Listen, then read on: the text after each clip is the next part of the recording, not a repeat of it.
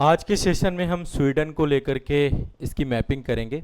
अभी हाल ही में प्रधानमंत्री नरेंद्र मोदी जी की स्वीडन यात्रा हुई थी और उस यात्रा के बाद जो है मैंने उससे जुड़ा हुआ डिटेल वीडियो आप लोगों से डिस्कस किया है। अब हम वर्ल्ड मैपिंग के अंतर्गत, मैप ऑफ वर्ल्ड के अंतर्गत स्वीडन का मैप देखने वाले हैं। मैंने जैसा कि आपको बताया है कि जो भी चर्चा में देश आएगा उस देश की हम मैपिंग करेंगे। तो अब स्वीडन की करेंगे। इससे पहले हमने नीदरलैंड की थी, उससे पहले हमने यूएई की मैपिंग की है।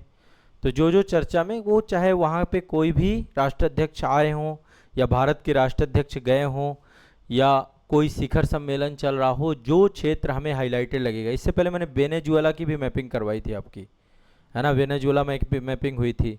तो जहाँ पे भी चर्चाएं होंगी हम मानचित्रण इस तरीके से करते जाएंगे। तो आइए आज स्वीडन के बारे में चर्चा करते हैं। और ये केवल एक महज मैपिंग भर नहीं होगी, उस कंट्री के बारे में भी आप थोड़ा सा डिटेल में जान पाओगे। आप देखिए, ये जो यूरोप है, यूरोप का ये यदि हम देखें तो उत्तरी यूरोप का एरिया है। ये उत्तर पश्चिमी यूरोप कह सकते हैं। ये आप देख रहे हैं एक प्रायद्वीप है, तीन तरफ से पानी से घिरा हुआ है, इसे प्रायद्वीप कहते हैं। यहाँ पे देखिए बोथनिया की खाड़ी है, ये पूरा आपका जो है बाल्टिक सागर है। यहाँ पर देखिए ये है बाल्टिक सागर, इसको बोलते हैं बाल्टिक सी। यहाँ पे कुछ बाल्टिक कंट्रीज़ हैं, लाटविया, लिथुआनिया, एस्टोनिया, ये सब बाल्टिक कंट्रीज़ में आते हैं। मैं डिटेल से बाल्टिक कंट्री आपको बताऊंगा अभी। यहाँ पे देखिए एक कंट्री ना एस्टोनिया, यहाँ पे लाटविया, लिथुआनिया, इन तीनों कंट्री को हम बाल्टिक स्टेट कहते हैं। तो यहाँ पे आप यूरोप में आएंगे, यूरोप के मानचित्र में यहाँ पे बोथनिया की खाड़ी है, फिर उसी के जस्ट नीचे आप आएंगे बाल्टिक सागर है, फिर यहाँ पर आप देखिए ये आपका है उत्तरी सागर, उत्तरी सागर है, और ऊपर जो है आर्कटिक महासागर है आपका, नॉर्वेजियन सी बोलते हैं इसको, नॉर्वेजियन सागर है ये, आर्कटिक महासागर का अटलांटिक महासागर से जुड़ा हुआ है इसका, ठीक है। तो इसको बोलते हैं हम लोग, ये स्कैंडिनेवियाई प्रायद्वीप कहा जाता है इसको। इस पूरे प्रायद्वीप का नाम है स्कैंडिनेवियाई प्रायद्वीप। दो देश हैं इसमें, एक तो नॉर्वे, एक स्वीडन है इस प्रायद्वीप में। तो स्कैंडिनेवियाई कंट्री कौन कौन सी हैं, मैंने पिछले सेशन में आपको बताई थी। हाँ, स्वीडन, नॉर्वे, यही गड़बड़ करेंगे,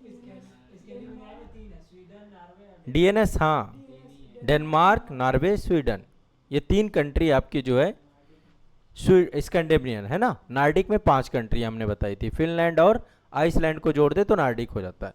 ये कन्फ्यूज़न नहीं रखना, बहुत बच्चों को ये कन्फ्यूज़न बना रहता है, ठीक है। शॉर्टकट में आप स्कैंडिनेवियन कंट्री के लिए डीएनएस याद कर सकते हैं। ये देखिए ये आपका पूरा का पूरा प्रायद्वीप है, स्कैंडिनेवियाई प्रायद्वीप है। यहाँ पे डेनमार्क है आपका, कोपेनहेगन राजधानी है इसकी, तो इसी से जुड़ा हुआ है। इसको झीलों का शहर कहा जाता है। झीलें ज़्यादातर देखा जाए तो फिनलैंड में हैं, लेकिन यहाँ पर भी बहुत सारी झीलें हैं आपकी, प्राकृतिक झीलें हैं। इसकी सीमा जो है एक तरफ तो नॉर्वे है, नॉर्वे के साथ लगती है, ठीक है, पश्चिम में नॉर्वे है और पश्चिम के साथ साथ उत्तर में भी नॉर्वे है। दूसरी सीमा इसकी लगती है फिनलैंड के साथ, फिनलैंड के साथ। दो तो इसकी स्थलीय बॉर्डर हैं। जलीय बॉर्डर देखें तो वाटर बॉर्डर में लगता है डेनमार्क, समुद्री सीमा साझा करता है डेनमार्क के साथ, डेनमार्क है। अच्छा, क्या डेनमार्क से जुड़ा हुआ है? हाँ, जुड़ा हुआ है। एक पुल बनाया गया है जिसका नाम है ओरेसुंड पुल। ओरेसुंड पुल से ये आपस में जुड़े हुए हैं। आप देखिए यहाँ पे कनेक्ट दिख रहे होंगे, ये कनेक्ट हैं ये दोनों को दोनों। यहाँ पे ये आपका स्वीडन है और ये आपका कोपेनहेगन है, तो यहीं पर एक पुल बनाया गया है। टेक्निकली बहुत मतलब हाई क्लास। अभी आपको मैंने आज पढ़ाया था कल्प सरोवर, कहाँ पे हो रही है ये परियोजना? गुजरात में। कल्प सरोवर से भी हम क्या कर रहे हैं, खंबात की खाड़ी को जोड़ रहे हैं, समंदर में एक पुल बना रहे हैं, और वो पुल 30 किलोमीटर लंबा पुल है जिसमें हम फ्रेश वाटर डेवलपमेंट कर रहे हैं। जितनी भी नदियाँ अपना फ्रेश वाटर लाती हैं वहाँ पर हम फ्रेश वाटर डेवलप कर रहे हैं। और अभी नीदरलैंड में प्रधानमंत्री जी गए थे, ठीक है, वहाँ पर डैम विजिट करके आए। वो डैम भी आपका जो है पूरी तरीके से ऐसा ही बनाया गया है, उसको फ्रेश वाटर में कन्वर्ट कर दिया है, ठीक है। तो वैसे ही यहाँ पर भी समंदर में एक पुल बना हुआ है और इससे जुड़ा हुआ है, डेनमार्क से जुड़ा हुआ है। तो दो देश हैं इसके, नॉर्वे के साथ और दूसरा फिनलैंड के साथ। ये है फिनलैंड, ठीक है, फिनलैंड के साथ सीमा साझा करता है। समुद्री सीमा डेनमार्क के साथ। और क्या याद कर सकते हैं, देखिए जैसे मैंने गल्फ ऑफ बोथनिया बोला, ये दिमाग में बैठा लीजिए, बोथनिया की खाड़ी है यहाँ पे, और एक बाल्टिक सागर है। क्या बाल्टिक सागर के साथ सीमा साझा करता है? ये बिल्कुल करता है, ठीक है, बाल्टिक सागर के साथ सीमा साझा करता है। और आसपास कई सारे देश हैं, जैसे देखिए यहाँ पे पोलैंड है एक कंट्री। अच्छा पोलैंड है, यहाँ पे देखिए बाल्टिक सागर थोड़ा सा समझते हैं। यहाँ पे आप देखिए गल्फ ऑफ फिनलैंड है, फिनलैंड की खाड़ी है यहाँ पे। फिनलैंड पे ही एक शहर है हेलसिंकी, ये फिनलैंड की राजधानी है हेलसिंकी। आसपास के मैप पे चलते हैं, यहाँ पे एस्टोनिया है, एस्टोनिया। एस्टोनिया के बाद यहाँ पर है लाटविया, राजधानी है रीगा, और यहाँ पे लिथुआनिया, ठीक है। यहाँ पर देखिए एक छोटा सा लैंड है, ये रूस के पास है, रसिया के पास ये लैंड है आपका, छोटा सा लैंड रसिया का हिस्सा। दरअसल ये पूरा हिस्सा पहले यूएसएसआर कहलाता था। हम एक सेशन लेंगे जिसमें मैं यूएसएसआर पूरा बताऊंगा कि 15 देश कौन कौन से थे यूएसएसआर में, फिर 1991 में कैसे विघटन हुआ, सारे अलग, ये सब यूएसएसआर के साथ जुड़े हुए थे। इनफैक्ट फिनलैंड भी यूएसएसआर का हिस्सा हुआ करता था एक टाइम पे। यहाँ पे कम्युनिस्ट इकोनॉमी थी, सोशलिस्ट इकोनॉमी थी पूरी तरीके से। तो उत्तरी यूरोप का सबसे बड़ा देश है, और यूरोप का 5वां सबसे बड़ा देश आपका स्वीडन ही है। एक बात तो ये है, हाईएस्ट पीक जो यहाँ का है, यहाँ पे सबसे ऊंची चोटी है जिसका नाम है केबेनेकाइज।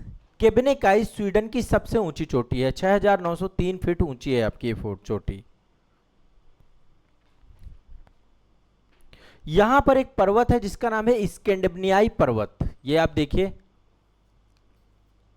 ये आप पर्वत देख रहे हैं, ये है स्कैंडिनेवियाई माउंटेन। और ये जो माउंटेन है नॉर्वे को स्वीडन से अलग करता है, नॉर्वे को स्वीडन से अलग करता है। स्कैंडिनेवियाई पर्वत है यहां पर, नॉर्वे को स्वीडन से अलग करता है। क्लियर है? स्वीडन के क्षेत्रफल का ज्यादातर हिस्सा फॉरेस्ट है। आप सोचिए लगभग 2/3 हिस्सा वनों से ढका हुआ है स्वीडन का, 2/3। अभी भारत का कितना ढका हुआ है? भारत में कितने एरिया में फॉरेस्ट होगा? भारत में लगभग 19 नहीं 24% से ज्यादा हो चुका है, 25 मान लेते हैं, 24 से 25% हिस्सा फॉरेस्ट पे है। अभी हमारा टारगेट है कि 1/3 हिस्से को भारत में हमें फॉरेस्ट पे करना है। यहाँ पे 2/3 हिस्सा आपका फॉरेस्ट है स्वीडन में। लगभग 1 लाख झीलें हैं स्वीडन में, लगभग 1 लाख झीलें। स्वीडन की सबसे बड़ी झील है जिसका नाम है बेनर्न झील। स्वीडन की सबसे बड़ी झील है बेनर्न झील। यहां पे देखिए ये है आपकी लेक बेनर्न, आप अपने मानचित्र में मेंशन कर सकते हैं। लेक बेनर्न आपकी स्वीडन की सबसे बड़ी झील है और पश्चिमी यूरोप की मीठे पानी की सबसे बड़ी झीलों में से एक है। जैसे मैंने आपको बताया था कि नॉर्वे जो आपका है वहां पर भी मिडनाइट सन होता है। मिडनाइट सन मतलब जितने भी देश आर्कटिक वृत्ति में आएंगे, जैसे ये भी आर्कटिक वृत्ति में आता है, नॉर्वे भी आर्कटिक वृत्ति में आता है। तो अच्छा पूरे नॉर्वे में नहीं होता। ये देखिए आर्कटिक वृत्ति, ये लाइन गई हुई है, ये 66.5 डिग्री उत्तरी अक्षांश से, इसको आर्कटिक सर्किल कहते हैं, आर्कटिक वृत्त कहते हैं। तो आर्कटिक वृत्त के ऊपर के जितने भी होंगे आपके क्षेत्र, उन सभी पे मिडनाइट सन होता है। मिडनाइट सन मतलब रात में भी सूरज दिखता है, रात को 1 बज रहे हैं लेकिन सूरज दिख रहा है। अर्धरात्रि के देश होते हैं ये, अर्धरात्रि सूर्य के देश होते हैं। तो स्वीडन का जो उत्तरी स्वीडन वाला क्षेत्र है ये भी मिडनाइट सन वाला क्षेत्र है। गर्मियों में कई महीनों तक सूरज यहाँ अस्त ही नहीं होता है, तो यहाँ के लोग कर्टन्स वगैरह का लगा के बस अपना सो जाते हैं। यहाँ पे भी अरोरा देखने को मिलती है। अरोरा क्या है आपकी? चमक लाइट होती है। इस पर मैं अलग से एक डिटेल, जब भी फिजिकल ज्योग्राफी में एक डिटेल सेशन अभी हम आने वाले समय में लेंगे। राजधानी इसकी क्या है? स्टॉकहोम। स्टॉकहोम बाल्टिक सागर के तट पर है, बिल्कुल नीचे आपको देखने को मिलेगा। एक मिनट, ये है राजधानी, ये स्टॉकहोम, ये है आपकी राजधानी। बाल्टिक सी पर आपकी अवस्थित है। बाल्टिक सागर में 14 द्वीप हैं, उन्हीं द्वीपों पर बसा हुआ है ये आपका, ठीक है। स्टॉकहोम इसकी राजधानी।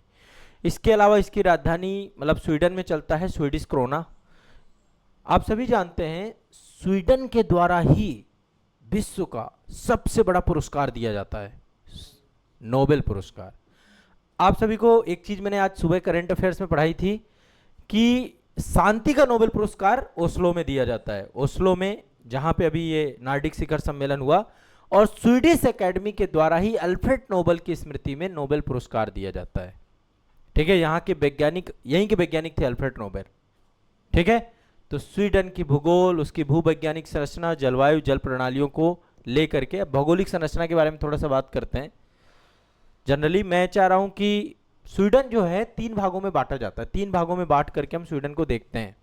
यदि पूरे क्षेत्र को देखें तो हम 3 भागों में बांटते हैं। एक एरिया है स्वीडन का जिसको हम बोलते हैं नॉरलैंड। नॉरलैंड मतलब आपका लगभग 60% हिस्सा आपका नॉरलैंड है, 60% हिस्सा, जहां पे ऊंचे ऊंचे पहाड़ हैं, जंगल हैं, विशाल खनिज भंडार हैं, तो उसको नॉरलैंड कहते हैं। ये वाला क्षेत्र जो माउंटेन वाला क्षेत्र है, इस पूरे रीजन को हम नॉरलैंड रीजन बोलते हैं, जहां पे फॉरेस्ट से पूरा ढका हुआ क्षेत्र है। लगभग 60% क्षेत्र है इसका जो कि नॉरलैंड रीजन के तौर पे है। ठीक है, दूसरा है जिसको हम बोलते हैं सोयालैंड। सोयालैंड, सोयालैंड है मध्य स्वीडन का क्षेत्र। ऊपर वाला स्वीडन जो आपका है उसको हम क्या बोलते हैं, नॉरलैंड। फिर है सोयालैंड का क्षेत्र।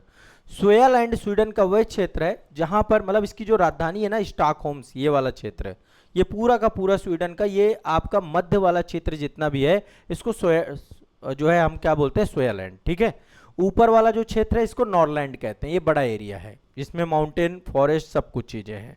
बीच में है आपका सोयालैंड का क्षेत्र जहां पे राजधानी, मैदानी क्षेत्र है, और पहाड़ी क्षेत्र भी थोड़े थोड़े यहाँ पर पाए जाते हैं। झीलें सबसे ज़्यादा पाई जाती हैं सोयालैंड में। आप देखिए सारी झीलें हैं यहाँ पे। ठीक है, तो यहाँ पे झीलों वाला क्षेत्र है। और तीसरा है गोटालैंड। गोटालैंड दक्षिणी स्वीडन का हिस्सा है। सबसे नीचे वाला स्वीडन जो है इसको हम गोटालैंड कहते हैं। जलवायु अपेक्षाकृत नरम होती है। यहाँ पर जो है सबसे उपजाऊ प्रांत जो है स्केन प्रांत यहाँ पे पड़ता है। स्केन प्रांत यहाँ का सबसे उपजाऊ प्रांत है। तो ये कुछ जनरली बातें हैं जो थोड़ा सा मैं चाह रहा हूँ कि डीप में जाके, जैसे कल नीदरलैंड के बारे में भी मैंने काफ़ी बातें आपको बताई थी। अब यहाँ का ड्रेनेज सिस्टम की यदि हम बात करें, हाइड्रोग्राफी कैसी है यहाँ की, तो स्वीडन में जल संसाधन बहुत है।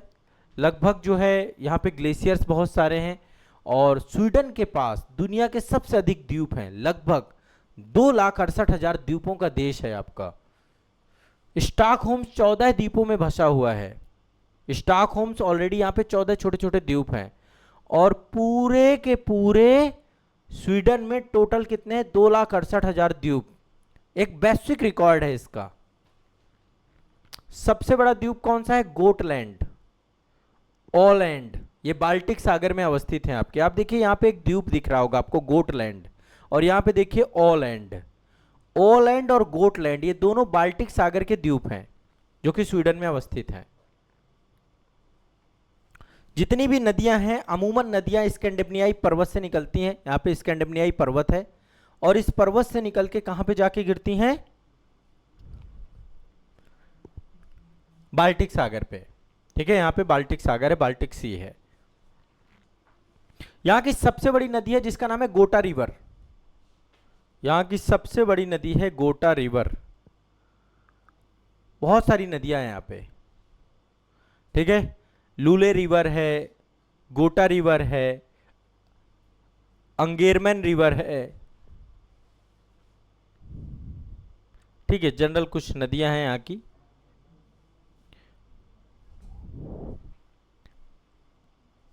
टॉर्ने रिवर है, मोनियो रिवर है। आपको एक टास्क दे रहा हूं, आप इसको होमवर्क के तौर पे लिख लो। मैंने कल नीदरलैंड बताया था, उससे पहले यूएई बताया। जब मैं आपको कोई भी यहाँ पे मानचित्रण करवाऊं, अब आपका घर पे काम ये रहेगा, होमवर्क ये रहेगा कि आप घर पे जाकर के उसको डीपली उसको क्या करें, पढ़ें। कैसे पढ़ेंगे, आप अपना एक बार मानचित्र दिखाइए। कोई भी अपना मानचित्र एक बार दे मुझे, या फिर रुक जाइए मैं अपना मानचित्र निकालता हूँ, मत दीजिए आप लोग।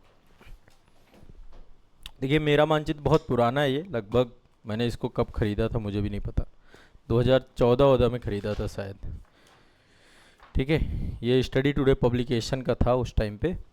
तो इसमें आप देखेंगे मैंने हर जगह मार्क कर रखा है। ठीक है, अभी भी होता है कि जैसे मैं कुछ चीज़ें पढ़ता हूँ तो एटलस में मार्क करता रहता हूँ। तो जब आप यूरोप में, जैसे अभी हम स्वीडन पढ़ रहे हैं, तो आप क्या करेंगे, अपने उसमें जाके आप देखिए, इसमें स्वीडन में काफ़ी चीज़ें मार्क होंगी आपकी, है ना। यहाँ पे लिखा है स्कैंडिनेवियाई देश, नॉर्डिक देश, ये सब बहुत चीज़ें मार्क हैं इसमें। आप भी क्या करिए, मार्क जरूर करिए इसमें। जो जो चीज़ें मैंने बताई, यहाँ पे रिवर बताई आपको, यहाँ पे द्वीप बताए, जो आपको यहाँ पे मिल जाए अपने स्तर पे जाके उसको मार्क करिए। इससे क्या है ना, मैप में आपकी एक बहुत अच्छी कमांड बननी चालू हो जाएगी। ठीक है, जैसे टोरने रिवर आप देखेंगे ऊपर, यहाँ पे टोरने रिवर दिखा रहा है इसी में अभी जो मैंने चर्चा किया आपको। तो एक बार कम से कम आप यहाँ पे देखिए, स्कैंडिनेवियाई पर्वत दिखा रहा है, इसका सबसे हाईएस्ट पीक यहीं पर दिखा रहा है। सब चीज़ें आपको मैप में मिलेंगी। कोई भी पर्वत, कोई भी आपके पास एटलस हो, आपके पास ऑक्सफोर्ड एटलस हो, एक इसका भी आता है ओरिएंटेड ब्लैक स्वान का आता है, कोई भी एटलस आपके पास हो, अपने एटलस में आपको मार्किंग जरूर करना है। इससे आपकी इतनी डीप समझ विकसित हो जाएगी एक टाइम के बाद, क्योंकि मैं मैप आपको ऑलमोस्ट सारे करवाऊंगा सिंगल कंट्री के। ठीक है, इतना डीप में जाके पढ़ेंगे। और जब मैं वर्ल्ड ज्योग्राफी आपको पढ़ाऊंगा, वर्ल्ड ज्योग्राफी में बहुत डीप जाके मैपिंग कराता हूँ, तो मैप आपके दिमाग में ऐसे तैरने लग जाएगा। ठीक है, वर्ल्ड ज्योग्राफी मेरे से नहीं पढ़ी ना अभी तक आप लोगों ने, है ना? ऑनलाइन देखी कभी क्लास वगैरह में? ऑनलाइन मैंने इंटायर वीडियो वगैरह भी डाले हैं, तो आप कभी इंटायर एक मेरा 11-12 घंटे का वर्ल्ड ज्योग्राफी का वीडियो है, कभी आप टाइम मैंने आप उसे देखना, उसमें भी आपको आइडिया लग जाएगा। एक एक रिवर, एक एक नदियाँ, एक एक चीज़ें आपको क्लियर होती जाएंगी। तो इससे अब क्या है, देखो आपको मौका मिल रहा है कि आप जाके डिटेल में, मतलब इसके माध्यम से क्या होगा, आप बहुत डिटेल में चले जाओगे। तो कुछ रिवर हैं यहाँ पे, प्रमुख नदियाँ हैं। ठीक है, बहुत सारी झीलें हैं। जैसे मैंने सबसे बड़ी झील कौन सी बताई यहाँ की? यहाँ पे एक झील थी ना, ये है ना सबसे बड़ी झील, क्या नाम है? वेटरन झील है आपकी। ठीक है, ये आपकी सबसे बड़ी झील वेनर्न झील। हाँ, वेनर्न झील यहाँ की सबसे बड़ी लेक है। तो जैसे लेक है, इनसे क्वेश्चन आता है मैच द फॉलोइंग कई बार। आप फिर क्या हो जाएगा ना, आप कुछ सब्जेक्ट में आप इतना मजबूत हो जाओगे जिसमें ज्योग्राफी आपका बहुत अच्छा होगा। ऐसे इंडियन ज्योग्राफी में कर रहे हैं हम लोग। इसके बाद क्लाइमेट जोन की यदि बात करें, स्वीडन अपने एक तरीके से हाई एल्टीट्यूड में अवस्थित है ना? तो यहाँ पे जितनी भी जलवायु पाई जाती है, वो जलवायु आपकी ग्लेशियर वाले जो क्षेत्र होते हैं वहाँ की जलवायु है। हाँ, रहने योग्य है आपका। ठीक है, यहाँ पे लोग रहते हैं, बहुत ठीक ठाक आबादी यहाँ पर रहती है। और ये आप सभी को पता है कि जितने भी सूचकांक होते हैं, उन सभी सूचकांकों में टॉप मोस्ट आपके नॉर्वे, स्वीडन, फिनलैंड, यहीं पर आपकी चीज़ें मिलती हैं। ठीक है, ऑलमोस्ट बस इतनी सारी चीज़ें आपको जानना है। प्राकृतिक संसाधन भी यहाँ पे बहुत सारे पाए जाते हैं, जैसा कि मैंने आपको बताया। यहाँ पे लोहा पाया जाता है, लगभग 2/3 हिस्सा, लगभग 70% से ज़्यादा हिस्सा यहाँ का वानिकी फॉरेस्ट्री है, आपका पूरा का पूरा जंगल ही जंगल है। ग्रीन एनर्जी इनके पास बहुत ज़्यादा है, हरित ऊर्जा को लेकर इन्होंने, मतलब ये बिजली में जीवाश्म ईंधन को, मतलब ये ऐसा नहीं है, जल विद्युत वगैरह, परमाणु, न्यूक्लियर एनर्जी, इन सब पे काम करते हैं, यानी ग्रीन एनर्जी इनके पास बहुत है। ठीक है, और परीक्षा उपयोगी क्या पूछा जा सकता है? अब आते हैं एग्जाम ओरिएंटेड पे। एक तो हाईएस्ट पीक अपने दिमाग में बैठा लीजिएगा। हाईएस्ट पीक मैंने क्या बताई आपको, अभी बताया जस्ट। हाँ, केबेनेकाइज पर्वत है यहाँ पर, 2104 मीटर केबेनेकाइज स्कैंडिनेवियाई पर्वत पर अवस्थित है आपका। ये जो पूरी माउंटेन है, इसी माउंटेन पर अवस्थित है। इसके अलावा यहाँ पर डेनमार्क और स्वीडन दोनों कहाँ पे अलग हो रहे हैं? यहाँ पे आप देखिए, डेनमार्क और स्वीडन यहाँ पे अलग होते हैं। यहाँ पे एक जलसंधि है, डेनमार्क और स्वीडन को अलग करने वाली जलसंधि का नाम है ओरेसुंड। ठीक है, ओरेसुंड पुल बना हुआ है उसी के ऊपर। ठीक है, यहाँ पे कुछ डेनमार्क और स्वीडन को अलग करने वाले क्षेत्र हैं। एक यहाँ पे देखेंगे, एक यहाँ पे भी है आपकी, एक ये भी क्षेत्र है जो कि डेनमार्क और स्वीडन को अलग करता है, एक जलसंधि है, इसको बोला है कैटेगन। कैटेगेट है आपका, और यहाँ पर है आपका कैटेगेट के अलावा ओरेसुंड आपका है, और स्कारेरक। हाँ, ये है आपका ऊपर वाला रीजन, ये हिस्सा आप देखेंगे। तो देखिए 3 जलसंधियाँ हैं यहाँ पे, तीनों जलसंधियाँ एक बार देख लीजिए जनरली बहुत डिटेल में। एक यहाँ पे है, एक यहाँ पे है, और एक यहाँ पे है। ठीक है, इस वाली जलसंधि का क्या नाम है? स्कागेरक। ठीक है, स्कागेरक यही प्रोनाउंस करेंगे संभवतः। और ये वाली जो जलसंधि है, इसका नाम है कैटेगेट। ठीक है, कैटेगेट जलसंधि, और यहाँ पे ओरेसुंड है। ओरेसुंड पे एक पुल बनाया गया है, जिस पुल से स्वीडन और डेनमार्क आपस में जुड़ जाते हैं। सबसे बड़ी झील पूछ सकता है, तो आपको वेनर्न झील मैंने आपको बता दिया, सबसे बड़ी झील है। ठीक है, यूरोपीय संघ की सबसे बड़ी मीठे पानी की झील भी इसको कहा जाता है। पड़ोसी देश मैंने बताया सबसे बड़ी ज़्यादा सीमा नॉर्वे के साथ साझा करता है, फिर फिनलैंड के साथ साझा करता है। ठीक है, ये आपको दिमाग में बैठा के रखना है। यहाँ पे जो स्वदेशी जनजाति यहाँ पाई जाती है, लैपलैंड करके बोलते हैं इनके। यहाँ के जो लोकल लोग हैं उनको क्या बोलते हैं? लैपलैंड। लैपलैंड में रहने वाले लोग जिनको हम सामी प्रजाति, सामी जनजाति बोलते हैं, सामी लोग यहाँ के स्थानीय लोग हैं। ये सारी बातें स्वीडन को लेकर हमारी क्लोज हो गई। प्रधानमंत्री जी की स्वीडन यात्रा भी हमने बहुत डिटेल में मैंने आपको उस टाइम पे बता दी थी, मैपिंग भी हो गया, ओवरऑल ये टॉपिक क्लोज हो गया आपका। जो भी यदि कुछ भी पूछता है तो इससे बाहर तो नहीं जा सकता है। ठीक है, चलिए।